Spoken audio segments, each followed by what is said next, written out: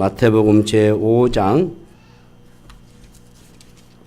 21절 말씀부터 제가 24절 말씀까지를 읽어 드리겠습니다.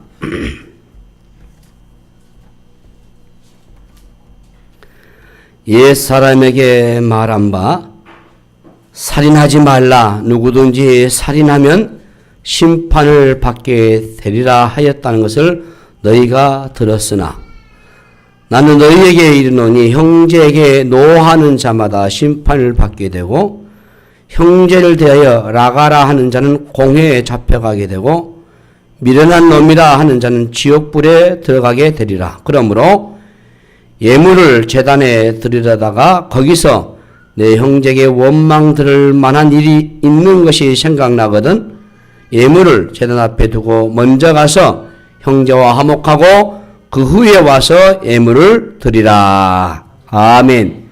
우리 같이 인사 나누십시다. 이제로 오신 당신은 이 세상 가장 아름다운 분이십니다. 예, 감사합니다. 이 사람은 이 아픔을 당할 때에 비로소 자기 자신을 정직하게 바라볼 수 있다고 합니다. 이 사람들의 진심 어린 비판을 외면하지 않을 때 이 자기 자신과 정직하게 대면할 수 있다고 말하죠. 그래서 맹자가 하는 말이 나라 밖에 적이 없고 나라 안에 근심이 없는 나라는 반드시 망한다라고 말한 것 같습니다. 이 반대의 목소리는 불편하지만 이 반대의 목소리가 없을 때 나라든 개인이든 성장을 멈추기 때문이죠. 그러므로 이 나라 밖에 적이 없고 나라 안에 근심이 없는 나라는 반드시 망한다는 이 맹자의 말은 나라 밖에 적이 없고 나라 안에 반대의 목소리가 없는 나라는 반드시 망한다라는 말로 바꾸어 말해도 좋을 것 같습니다. 이 반대의 목소리는 나를 불편하게 만들 수도 있겠지만은 의미 있는 반대의 목소리는 나를 성장시킬 수 있어요. 그러니까 이 반대의 목소리에 한 번쯤 우리가 귀를 기울일 필요가 있다.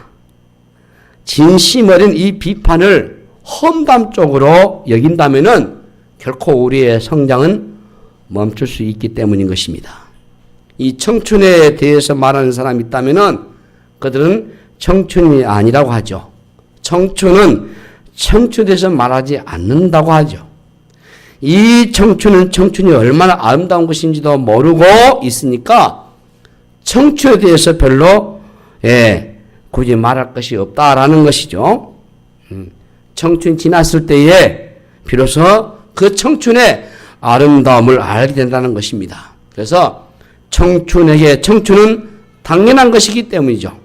이와 마찬가지로 사람은 아픔을 당할 때 비로소 깨닫게 되는 것이 있습니다. 누군가의 진심 어린 이 비판을 통해서 비로소 깨닫게 되는 거죠. 주께서 말씀하신 것처럼 율법의 핵심은 사랑이지 않습니까? 저와 여러분 오늘 또 사랑을 주고 또 사랑을 받는 하나의 공동체로서 주 예수님께서는 신명기 6장 5절 말씀을 근거로 해가지고 하나님을 사랑하라. 레위기 19장 18절 말씀을 인용하시면서 너 이웃을 너 몸처럼 사랑하라. 그래서 율법의 핵심은 사랑이죠. 오늘 또 사랑을 주고받는 공동체로서 우리 함께 더불어 주의 나라가 세워나가는 그 은혜가 되기를 바랍니다. 10계명을 계속 설교하는 가운데 이 6번째 계명 살인하지 말라. 이 살인하지 말라의 오늘 두 번째죠. 자, 다음 주 한번 살인하지 말라에 대해서 한번 설교하고 이제 7계명 넘어가겠습니다. 우리가 이 신자로 살지만 여전히 우리 안에는 연약한 상태에 있어요. 우리는 죄성의 지배를 받고 있습니다. 믿음 생활하고 또 성숙히 이르러도 우리 주님 오시는 날까지 우리 안에 이 죄성의 잔성이 남아있어요. 죄의 작용이 우리 안에서 일어나면은 우리는 언제든지 넘어질 수 있는 가능성을 갖고 있습니다. 그래서 바울은 로마서 7장 19절 말씀 보시면은 내가 원하는 바 선은 행하지 아니하고 원치 않은 바 악을 행한다라고 말했어요.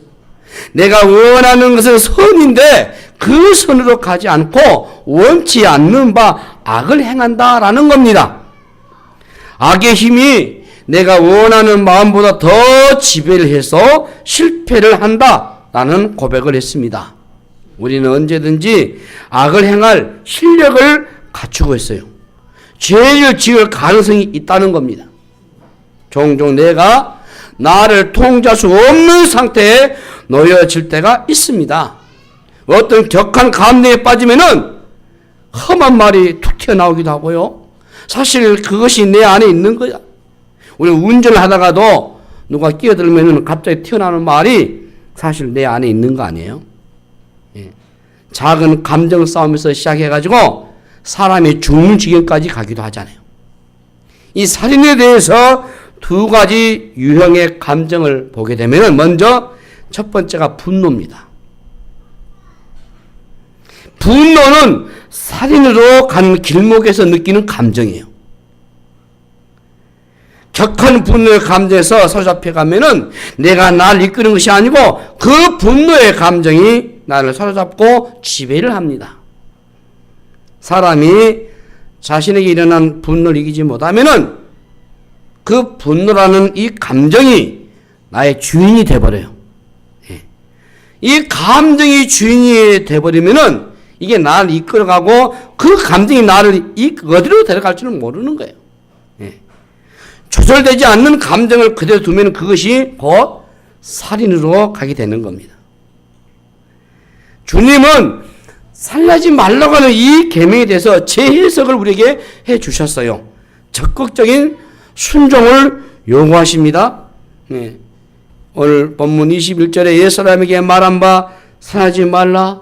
누군지 살인하면 심판을 받게 되리라 하였다는 것을 너희가 들었으나 22절 난 너에게 이르니 형제에게 노하는 자마다 심판을 받게 되고 형제를 대하여 나가라 하는 자는 공에 잡혀가게 되고 미련한 놈이라는 자는 지옥불에 들어가게 되리라. 여기 예수님이 말씀하신 거예요. 여기에 이 나가라 하는 자, 이 나가라는 말은 아람어입니다. 아람어로요. 바보, 얼간이, 멍청이, 상대를 깔보고 무시했다고 하는 의미 단어예요. 여기에 나가라 하는 자는 공에 잡혀간다 했잖아요. 혹시 여러분들이 형제에게, 믿음의 형제에게, 이 바보야, 이 얼간아, 이 미련은 이 곰탱이야 이러면 여러분 잡혀간단 말이죠. 그리고 여기 형제에게 욕을 하거나 미련한 놈이라 하면 안 된다는 겁니다. 여러분 분노는 멸시를 의미하죠. 이 멸시의 태도에서 분노 일어나는 겁니다. 그 안에 사랑의 마음을 찾아볼 수가 없어요. 주님은 분노를 아주 엄격하게 다스립니다. 난 너희에게 형제에게 노하는 자마다 심판을 받게 되고 미련한 놈이라는 자는 지옥불에 들어가게 된다. 자, 이 말씀은요. 형제에게 노하는 것이나 함부로 욕을 하는 그 태도로 살인의 죄를 규명할 수 있다는 거예요. 살인에 적용되는 심판을 노하는 자에게 동일하게 적용하고 있다는 것이에요. 그래서 주님은 이 분노하는 것도 살인으로 취급할 수 있다는 것을 우리가 기억하셔야 돼요. 인류의 최초의 살인은 아담과 하와의 자녀인 가인과 아벨 사이에서 일어났습니다. 형 가인이 동생 아벨을 잔인하게 쳐 죽이는 친족 살해입니다. 형이 동생을 죽인 이 사건을 통해서 우리에게 무엇을 말해줍니까? 살인은 먼 곳에 있는 것이 아니에요. 살인은 아주 가까운 곳에서 일어나는 겁니다. 실제로 미국의 이 총기 사고의 대부분은 가정에서 일어난다고 합니다. 미국의 폭력 범죄 55%는 가정폭력이고 피살자의 90% 이상이 아는 사람에서 죽고 그중 45%가 친족에서 피살된다는 겁니다. 어제 우리 뉴스에도 이 명절 때 우리나라도 약 가정폭력이 40%가 상승했어요. 예전에 비해서. 이 살인은 매우 가까운 곳에서 일어나는 거죠. 이 가인의 살인은 분노에 의한 충돌적인 사건이죠. 예. 창세기 4장 5절 6절 말씀 보시면은 가인과 그의 재물은 받지 아니하고, 예?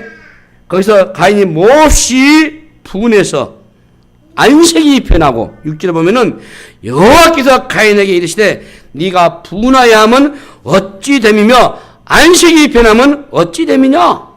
이 가인의 분노는 가득했고 마침내 이게 살인 행위로 이어졌어요. 그래서 살인은 분노로 시작이 됩니다. 최초의 이 살인 행위는 분노였어요. 분노의 이 감정이 격해질 때 사람을 보면 살인을 느껴요. 어떤 사람이든 분노를 하고 있을 때 보면은 대체적으로 살인을 느끼게 된다고 합니다. 최초의 이 살인자 가인은 처음부터 살인한 자가 아니었어요. 그가 태어났을 때 그의 부모는 그에게 가인이라고 하는 이름을 지어줬어요. 그 이름 뜻이 뭐예요? 얻었다, 득남했다. 얼마나 기뻤겠어요. 네? 부모의 그 기쁨이 그 아들 이름 속에 있잖아요. 그러나 그는 분노를 잘못 처리함으로써 비극적인 인물이 되고 맙니다. 분노의 원인을 우리가 잘 알아보셔야 돼요.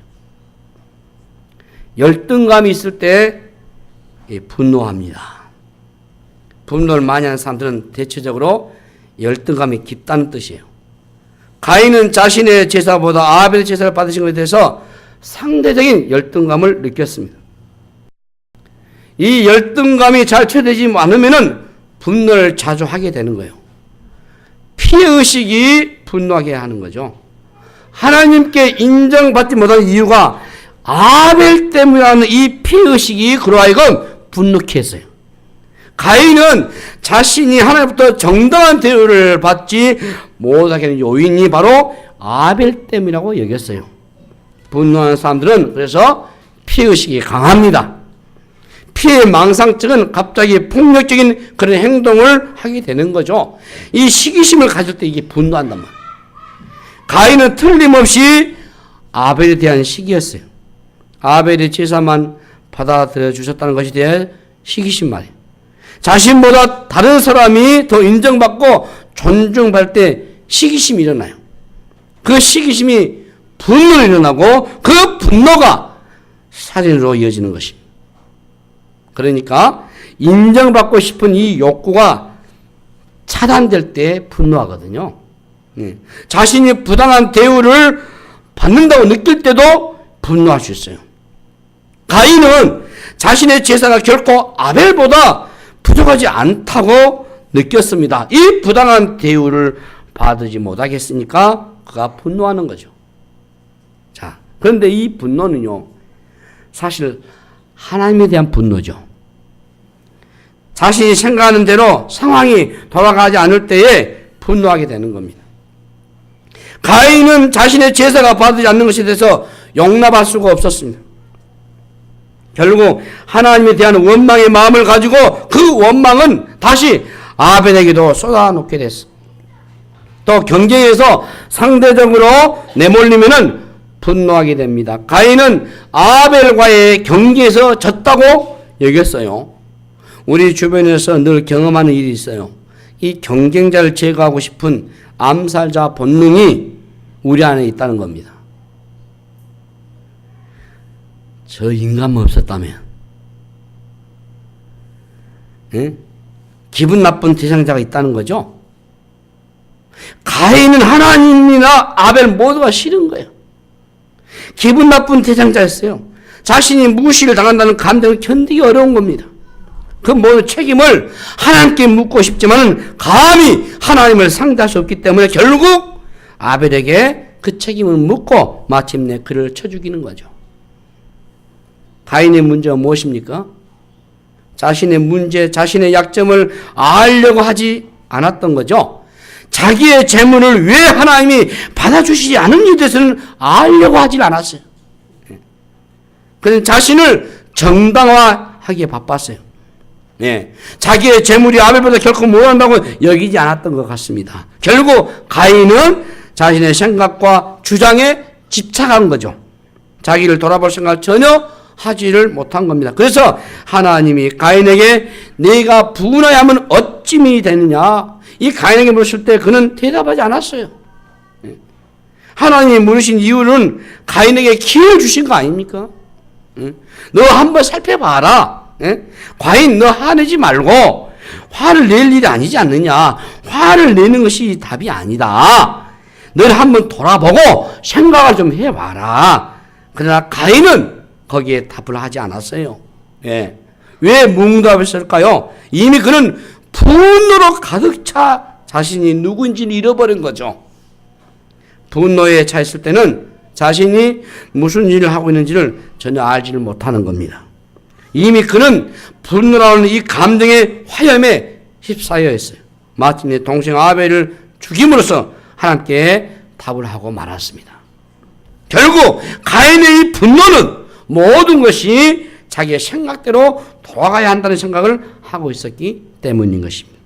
이 에덴 동산의 유일한 기준이었던 하나님의 방식으로서의 제사가 아니라 자기 방식으로서의 제사를 고집하면서 드렸고, 또 그것을 받아들이지 않을 때 받아들이지 않는 상대를 용납하지 않고 그것을 따지고 하나님께 대드렸어요. 자기 집착, 자기 고집 너무 강한 거죠. 신앙생활 가장 위험한 요소입니다. 우리가 신앙생활 하면서 가장 무서운 적이 자기 집착이고 자기 고집이고, 예, 자기 주장이죠. 자기 욕망이 너무 강하면 분노할 수밖에 없다는 겁니다. 자신의 생각도 돌아가지 않으면 견디지 못해가지고 왜 폭력을 휘두르겠습니까? 자신의 말대로 하지 않는다는 거죠. 그것이 바로 삐뚤어진 지배 욕구단 말이에요. 그러나 세상이 어떻게 내 생각대로 돌아갈 수 있겠습니까? 특별히 하나님과의 관계가 마찬가지잖아요. 성경 읽어보면 여러분, 성경은 하나님의 방식, 예? 하나님의 생각, 하나님의 뜻대로 돌아가게 돼 있어요, 이게. 우리도 고집을 피우기는 하지만은 하나님은 영원히 고집을 주장하신 분이셔요. 그 고집 앞에 우리가 꺾어져야 되는 거예요. 그게 우리가 바로 사는 겁니다. 여러분이 지혜롭다면은 하나님의 방식이 뭔가, 하나님의 생각이 뭔가, 하나님의 뜻이 뭔가를 빨리 캐치를 하셔야 돼요. 예. 그걸 이해하지 못하고 그걸 늦춰버리고 포기해버리고 거꾸로 자기 방식으로 자기 뜻을 관철시켜버리면은 그만큼 본인이 피해가는 거죠. 여기 가인은 자기 고집을 주장하는 것입니다. 내 생각대로 모든 것이 돌아가야 한다고 생각하는 것이에요. 어릴 때부터 여러분 가정의 경험이 참 중요해요. 예, 자기 마음대로 하도 내버려두면 세상에 나가서 적응하기가 매우 힘들다고 합니다. 예, 사회에서 출세를 하고 힘을 가진 사람들이 종종 요즘 우리 흔히 말하는 갑질, 예? 갑질에서 지탄받는 이유가 뭐겠습니까? 예? 모든 것이 자기 생각대로 돌아가야 하는 것으로 고정된 사고방식이 고착되어 있기 때문에요. 예? 치킨집 사장도 피자집 사장도, 예? 다 이 갑질하잖아요. 예? 내 생각대로 뜻대로 되지 않으면은 어디 가서나 자기 감정이 발산하고 마는 거예요. 주변의 사람들이 전혀 인식하지 못하고 자기의 일방적인 행위로 지탄을 받고 마는 거예요. 내가 욕망하는 것과 다르게 돌아가더라 받아들이는 훈련을 하지 않으면은 사고 날 수밖에 없는 거예요. 예. 또 우리의 이 거룩한 분노, 이 의분할 때가 있어요. 의분, 예, 거룩한 분노, 정의를 위해서 필요하는 거죠. 이것은 옳은 일을 위해서는 우리가 분노하셔야 합니다. 예. 근데 어느 순간 이 죄성이 이게 파고들면서 잘못된 방식으로 이게 흘러갈 수 있어요. 거룩한 분노로 시작했지만은 악한 분노로 이게 맞출 수 있단 말이에요. 우리는 연약한 존재라고 하는 이게 순간적입니다, 여러분. 한순간 악한 쪽으로 이게 기울어지면 나도 모르게 죄를 범할 수밖에 없는 존재임을 우리가 인식하셔야 돼요. 자신도 모르게 자아중심적으로 해석하는 경향이 우리 모두에게 있습니다, 이것은. 예. 나는 선하고 상대는 악하다는 이 이분법에 우리가 쉽게 빠져들어가게 돼 있어요. 예? 자아 도취적인 이협심에 불타올라서 분노하다가 자기 의에 사로잡히고 마는 거예요. 처음에는 의도하지 않았지만은 자신이 의롭다는 것을 드러내고자 하는 공명심에게 빠져버려요. 그리고 분노하면은 이게 과격해지게 되고 자신도 모르게 악의 지배를 받게 되는 겁니다. 예, 우리 제가 총회 다녀왔기 때문에 이제 그 환경을 좀 잠깐 얘기하면은 이 한 1600명의 총대가 꽉 차가 있잖아요. 입장할 때 자기 다 인식을 하고 코드 다 인식하고 그 안에 자기 정보가 있기 때문에 입구에서 다 통제합니다. 회원들은 못 들어가잖아요. 예. 1600명이 다 손들고 발언할 수 있겠습니까? 발언한다고 다 발언 주는 것도 아니고. 그래서 이 사회보는 회장이 지혜롭게 잘 하셔야 돼요. 막 그 회의할 때는 토론하잖아요. 찬성도 있고 반대 있을 수도 있어요. 근데 야유를 한다거나 소리 진다거나 막 악을 쓰면 안 되죠. 그럼 퇴장시켜야죠. 우리 총회장님이 아주 그런 지혜를 하시더라고. 소리 내면은 추질 안 해요. 발언 기회를 안 줘. 딱 손을 들고 회장이 지시하면 나와가지고 총회장한테 인사하고 그리고 회중한테 인사하고 그리고 자기 소속을 밝히고 그리고 자기가 하고 싶은 말 자기 발언을 짤막하게 간결하게 하라 그 말이에요. 막 욕을 하거나 야유하거나 소리 지르면은 추방시켜요. 회의가 잘 지는. 제 좌석이 우리 호남노예 좌석이 앞좌석이겠어요. 예. 미국에 있는 캘리포니아주 노회하고 우리 바로 우리 옆에가 이제 한평 노예가 있었는데 뒤에는 뭐 전주 노예도 있고 충남 노예도 있고 그래요. 우리 쪽에 소리가 나니까 와 그랬으니까 쳐다보면서 그쪽 반응 안 줘버려. 우리가 그러지 말자. 회의라는 것은 찬성과 반대 얼마나 할 수 있어요. 다 회의가 끝나면은 결정대로 따라가는 것이 회원들 도리예요.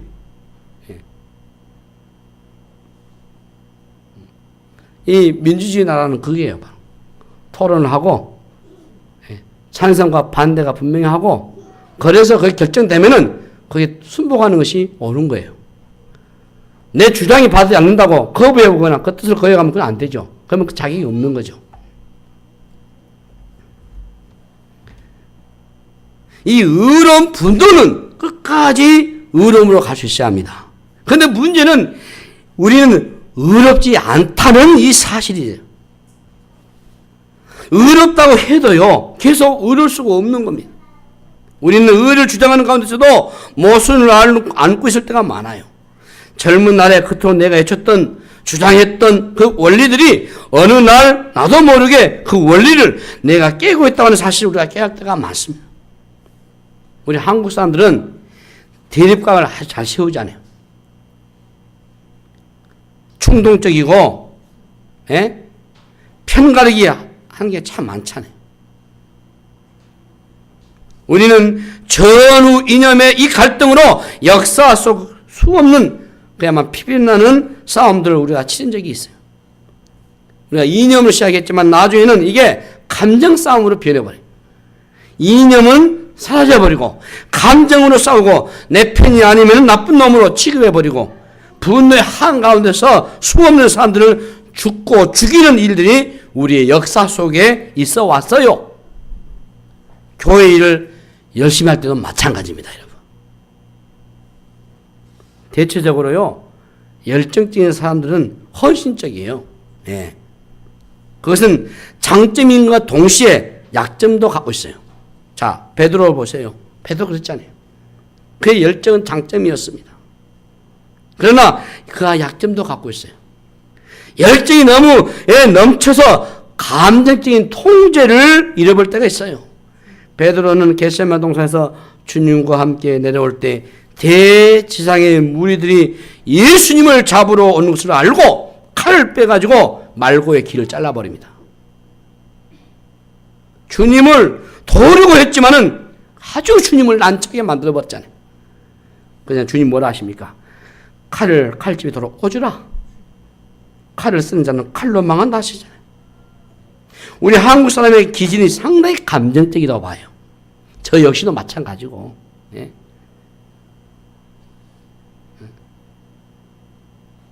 요즘 프로 경기에 야구 그러지 않아요. 이게 안 볼 수도 없고, 보면 화딱지 나고, 소리 지를 수도 없고, 나 입에서 그냥 티 나온 집사람이 꺼버리라고.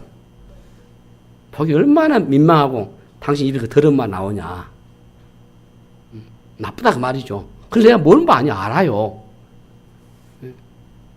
이게 심하면은, 예, 더 무서운 일이 벌어질 수 있을 거 아니에요? 이게 순화되면 좋은데 순화되지 않고 그대로 표출되면은 그 거친 분노가 매우 불행한 역사를 만들 때가 많아요.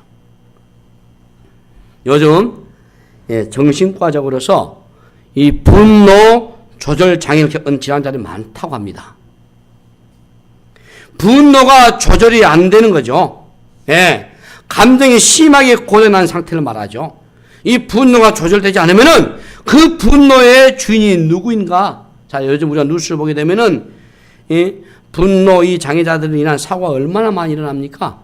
응? 일어나지 않아야 할 일들이 일어나잖아요. 예.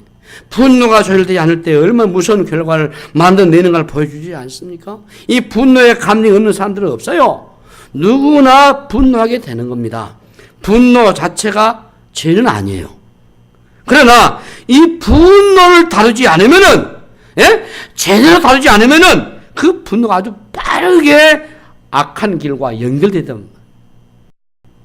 마치 급류에 휩싸여가지고 버리면은 갑작스럽게 모든 것을 떠내려 버리는 것처럼 순식간에 이게 파괴적인 일들이 일어날 수밖에 있다. 그렇죠. 사소한 말다툼으로 시작해가지고 나중에는 칼불난 일이 끝난 일도 있잖아요. 응? 운전하다 보니까 그런 일들이 종종 보잖아요. 예? 끼어들게 하다 보면은, 예? 대로변에서 차 세워놓고, 예? 눈 깜짝 사이에 상상이 어려운 일들이 일어나지 않습니까?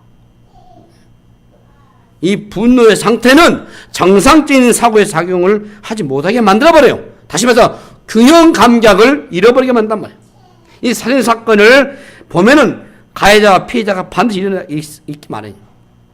그런데 많은 경우에 그 피해자가 다시 가해자로 바뀌는 경우가 많습니다. 피해를 입은 사람이 그 피해를 끝나지 않고 보복을 가하게 될 때 그런 피해자에서 가해자로 바뀌어져 버려요.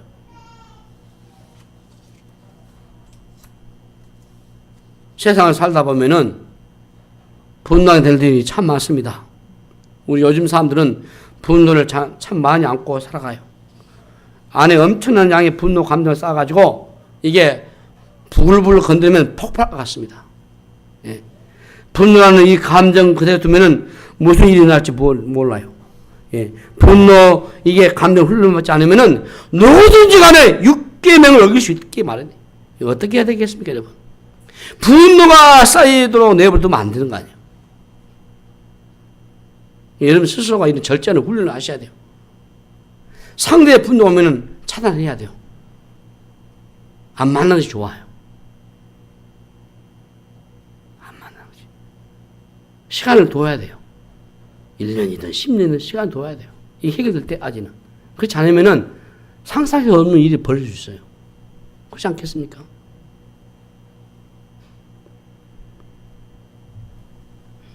분노가 일어날 때 그 분을 빠르게 처리해야 돼요. 이게 쉽지 않거든요. 가정에서 부부의 싸움도 그러지 않습니까? 자녀들과 싸움도 그러잖아요. 예. 에베소 4장 26절 말씀 보시면 분을 내어도 죄를 짓지 말고, 예. 해가 지도록 분을 품지 말고, 27절 보면 마귀에 틈을 주지 말라 이렇게 말씀하거든요. 에베소 4장 26절 27절 꼭 여러분 외우시기 바랍니다. 에베소 4장 26절 27절 다시 한번 따라합시다. 분을 내어도 죄를 짓지 말며 해가 지도록 분을 품지 말며 마귀에게 틈을 주지 말라. 여러분 분을 낼 수 있습니다. 그러나 분을 내면은 그 분이 죄로 갈 가능성이 많다는 것을 얘기하고 있으니까 죄까지 가지 말도록 하라는 겁니다. 예. 분노를 가지고 있으면은 마귀에게 틈을 주게 되고 그 마귀가 죄를 짓게 만들어버려요. 내가 분노의 감정을 처리하지 않고 두면은 그 감정이 주인이 다른 데로 넘어가 버린다 그 말이에요. 마귀의 틈을 타가지고 내 감정을 조절하게 된다는 겁니다. 거룩한 의분에 대해서는 마찬가지예요. 거룩한 의분이지만 살짝 틈이 들어가면은 이게 마귀가 역사할 수 있게 돼 있어요.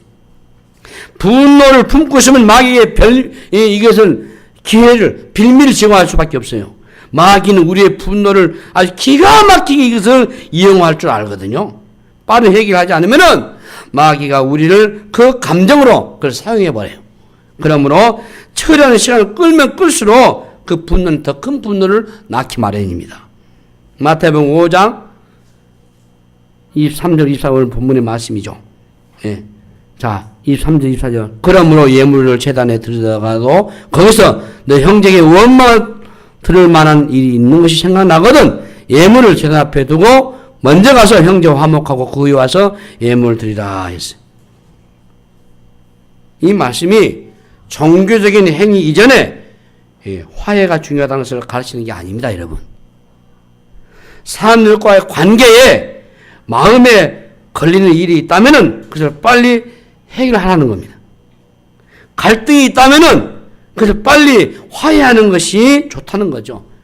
우리 안에 어떤 부정적인 감정을 그대로 두면은 예의치 않는 상태로 확장이 되고 복잡해지기 때문에 가능한 빨리 그 문제를 처리하는 것이 좋겠다.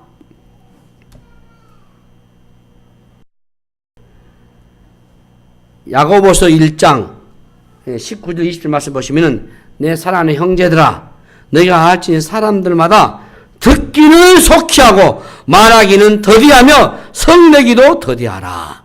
사람이 성내는 것이 하나님의 의를 이루지 못합니다. 라고 말씀하셨어요.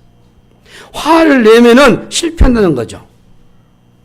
어떤 경우는 화를 내면 실패하고 후회할 수밖에 없어요. 이 분노함으로써 하나님의 일을 이룰 수 있는 게 아무것도 없어요.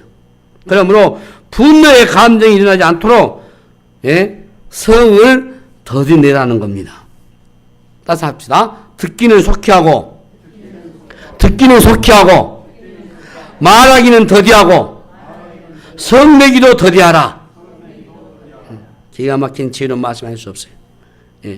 분노의 감정이 일어났을 때 지혜롭게 처리하는 법을 익힐 줄 아는 겁니다. 감정이 하도록 내버려두지 말고 들끄는 그 감정을 의지적으로 조절하는 훈련이 우리에게 필요한 거죠. 그러므로 작은 분노를 소홀히 여기지 마십시오. 작은 분노라도 그 작은 분노를 소홀히 여기면은 이게 더 커지게 돼 있어요. 커지면은 또 다른 분노를 낳기 마련이에요. 그 분노가 끝나지 않고 분노는 더 큰 분노로 나올 수밖에 없어. 그러므로 커지기 전에 빨리 이게 처리를 하셔야 돼요. 또 잦은 분노는 조심하게 다루셔야 돼요. 분노가 잦아지면은 내 안에 살인 본능이 일어나고 있다는 거예요. 그러므로 누구에게든지 간에 불의한 분노를 쏟고 있다면은 기본적으로 삶의 태도가 깨어져 있다고 하는 겁니다. 그것은 하나님과의 관계도 깨어져 있고 이웃과의 관계도 깨어지는 상태이기 때문에 그것을 하나님 안에서 통제하는 훈련을 하지 않으면은 이게 살인죄도 범할 수가 있다는 거죠.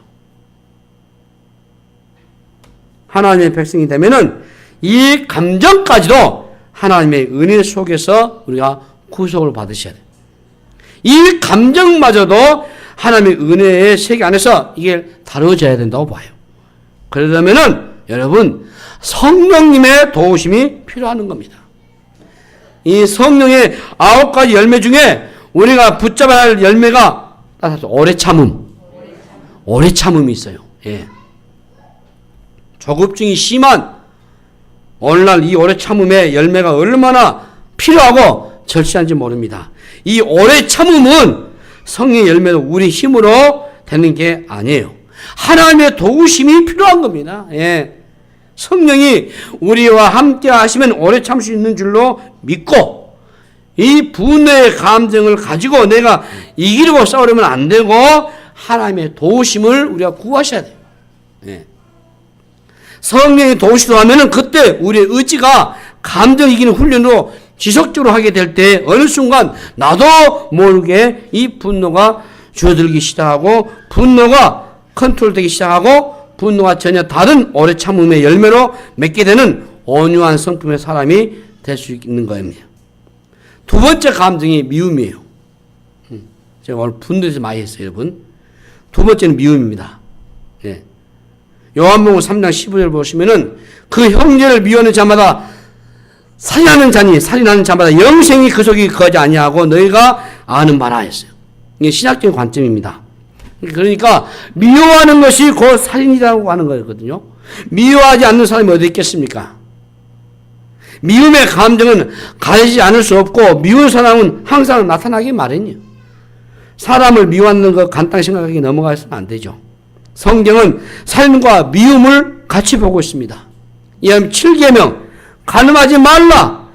이것은 이 메시지도요. 음욕을 품는 것과도 간음을 같이 보는 그것이 신약의 관점이요. 신약은 굉장히 적극적으로 하나님의 말씀에 대해서 우리에게 순종을 요구하고 있습니다. 우리 중에 한 번도 미워해 본 사람이 어디 있습니까? 미움은 우리의 일평생 살아가면서 끊을래야 끊을 수 없는 하나의 집요한 게 찾아오는 거죠. 예. 여기서 지적한 미움이 뭐겠습니까? 이 미움의 감정이 찾아드는 것을 어쩔 수 없는 겁니다. 이 분노 그 자체는 죄가 아닌 것처럼 미움도 그 자체가 죄라고 말하기는 어려워요. 그러면 우리는 어떻게 해야 되겠어요? 예. 이 미움의 감정이 드는 것은 어쩔 수 없지만은 이 미움의 감정을 찾아올 때에 그것을 의지적으로 물리치지 않고 계속 이것을 품고 있다 보면은 이게 문제된다 그 말이에요. 예. 한두 번 미워하는 감정을 가질 수 있어요. 그러나 그런 감정을 계속 가지고 산다면은 그게 아니다는 거예요. 단순히 미워하는 것과 미워하기로 의지적이고 작정하고 계속적으로 미워하는 삶 사는 것은 전혀 다른 겁니다, 여러분. 하나님은 사랑이시잖아요. 우리는 그 하나님부터 난 자들입니다. 성령은 바로 사랑의 영이죠. 우리 안에 계신 분이 사랑이신데 우리가 미움의 감정을 가지고 그대로 살도록 내버려 두지 않습니다. 성령 안에서 살면은 이 미움의 감정을 가지고 계획적으로 살아갈 수가 없어요. 미움을 가지고 있으면 너무 힘들게 돼 있어요. 제 친한 목사님이 서울서 목회하고 있는데 그런 고백을 하더라고요. 미워 죽겠다는 거예요. 그냥 미워 죽겠다는 표현을 그렇게 합니다. 미워 죽겠다는 그냥 어떻게 해보고 싶다는 거예요. 그러다 시간을 보다 보니까 자기만 만신창이 되어버린 거예요. 하나님 앞에 많이 회개하고 살펴보니까 그 미움의 감정을 버리지 못하고 계속 품고 있는 거예요. 상대방 그렇지 않는데 얼마나 자기 머리 썩습니까? 그럴 이유가 없어요. 사랑하는 게 차라리 낫지. 미움을 가지고 계속 살 수 있는 거 되겠어요? 요한은 미워함으로 살인한다면 그 속에 하나님의 영원한 생명이 있을 수 없다고 말하잖아요. 요한일서 3장 14절 말씀이 그래요. 우리는 형제를 사랑함으로써 사망에서 옮겨 생명으로 들어간 줄 알거니와 사랑하지 아니하는 자는 사망에 머물러 있느니라. 굉장히 중요한 말씀이세요. 구원을 얘기하고 있는 겁니다. 지금 형제를 사랑함으로써 사망에서 옮겨 생명으로 들어가는 겁니다. 이 사도 요한은 믿음으로 우리가 사망에서 옮겨 생명에 들어갔다고 얘기하지 않고 형제를 사랑함으로써 사망에서 생명으로 들어간다고 했어요. 어떤 때는 믿음이 있는지 없는지 분별할 길이 없는데 사랑은 분별할 수 있어요.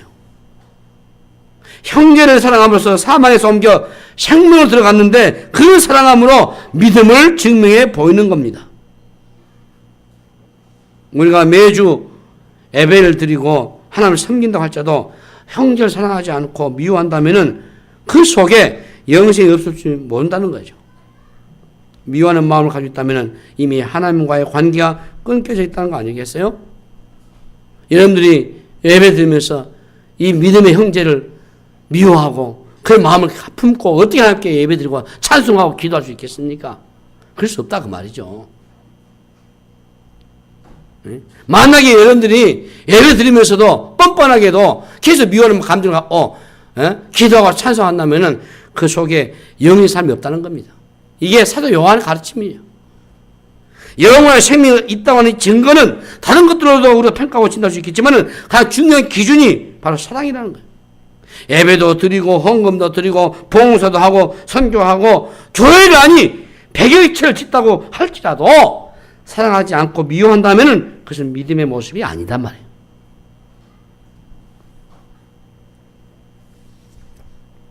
신자의 모습이 아닌 거죠. 겉으로는 멋있는 일을 하지만은 실제로는 은밀한 산자로 살아갈 때가 많다. 마음에 살리는 얼마나 많이 하고 있는가, 예? 겁나지 않습니까?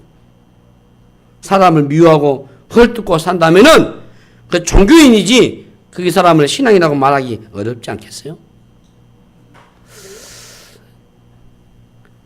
우리는 하나님의 방식이 무엇인가 이 부분들을 고민하셔야 될 것 같습니다.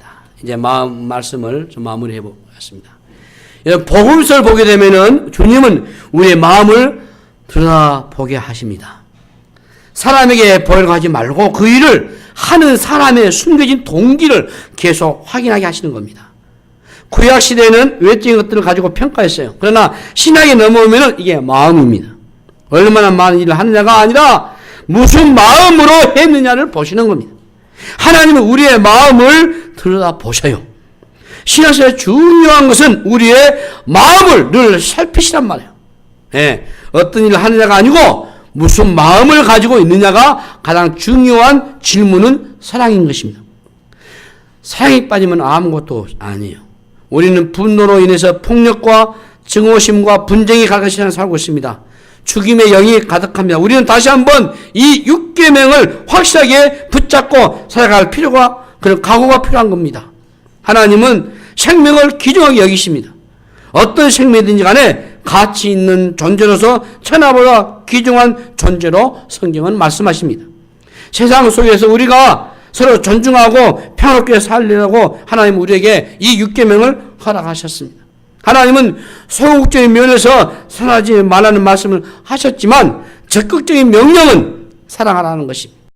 우리가 적극적으로 사랑하지 못하고 있다면 끊임없이 우리 안에 분노하고 미워하는 마음으로 사람을 죽이고 있을지도 모르는 겁니다. 우리 교회의 작은 공동체, 우리 안에서도 사랑하지 못하는데 감히 어떻게 우리가 하나님을 사랑할 수 있겠습니까? 요한일서 13장 34, 35절 말씀으로 해서 마치겠습니다. 계명을 너에게 주노니 서로 사랑하라. 내가 너희를 사랑한 같이 너희도 서로 사랑하라. 너희가 서로 사랑하면 이로써 모든 사람이 너희가 내 제자인 줄 알리라. 우리는 그리스도의 제자의 삶을 사셔야 됩니다. 그리스도의 제자는 그리스도를 따르는 자입니다. 그리스도를 따른다는 말은 그리스도를 닮고자 하는 것입니다. 그리스도인의 궁극적인 목적은 그리스도를 닮은 것입니다. 그리스도를 닮는다는 것은 그분의 성품을 닮는 것인데 그분은 온유하심과 겸손하심입니다.